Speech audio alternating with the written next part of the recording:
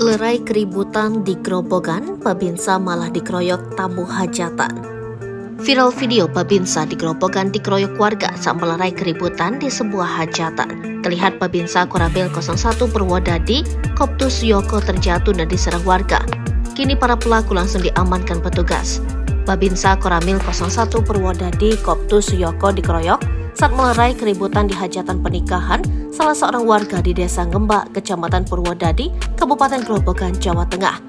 Video amatir yang merekam aksi penganiayaan itu viral di media sosial. Salah satunya diunggah akun Instagram Jurnal Militer, yang hingga Minggu 3 Desember 2023 malam sudah ditonton lebih dari 50.000 kali. Kapolsek Purwodadi AKP Dedi Setianto mengatakan Koptus Yoko beserta personil Polsek Purwodadi sebelumnya diterjunkan mengamankan keramaian hiburan organ tunggal pada resepsi pernikahan hingga kemudian cekcok warga terjadi pada Sabtu 2 Desember 2023 malam. Nahas, Koptus Yoko yang seketika berupaya menengahi justru menjadi sasaran amuk warga yang sudah dalam kondisi mabuk minuman keras. Dianiaya saat bertugas dalam rangka pengamanan acara pernikahan warga dengan hiburan solo organ, terang Dedi Minggu.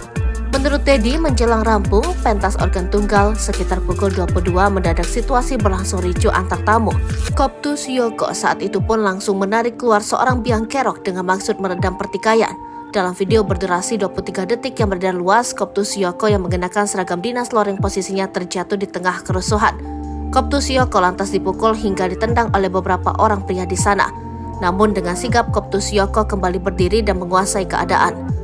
Koptus Yoko terjatuh dan diserang beberapa warga. Atas kejadian pengeroyokan itu kami langsung amankan beberapa pelaku yang semuanya warga Desa Ngembak, pungkas Dedi.